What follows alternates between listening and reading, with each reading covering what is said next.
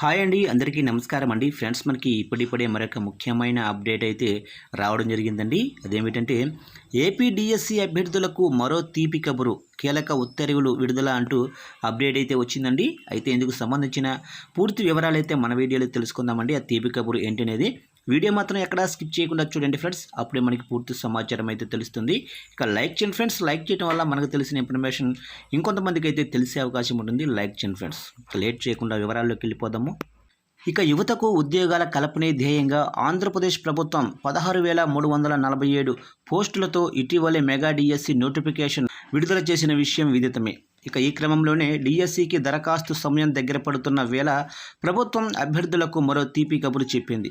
ఈ మేరకు SC, ST, BC, దివ్యాంగ అభ్యర్థులు డిగ్రీలో 40% మార్కులతో దరఖాస్తు చేసుకునేలా తాజాగా ఉత్తర్వులు జారీ చేసింది. ఇక బీఈడీకి, టెన్త్కు డిగ్రీలు 40% మార్కుల అర్హతగా ఉండగా డిఎస్సికి 45% పెట్టడంపై అభ్యర్థులు తీవ్రస్థాయిలో అభ్యంతరం చెప్పిన విషయం తెలిసిందే. ఇక ఈ నేపథ్యంలోనే ఆ అభ్యర్థుల వినతులను పరిగణనలోకి తీసుకొని సర్కారు డిగ్రీలో 40% మార్కులతో దరఖాస్తు చేసుకునేలా నిర్ణయం తీసుకుంది. ఇక జనరల్ అభ్యర్థులకు మాత్రం 50% మార్కులు ఉండాల్సిందేనని తేల్చి చెప్పేసింది.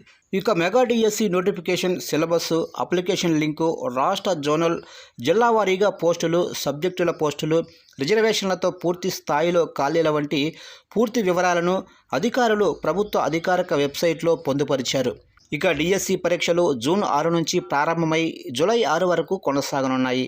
కంప్యూటర్ బేస్డ్ టెస్ట్ విధానంలో ఎగ్జామ్స్ నిర్వహించనున్నారు.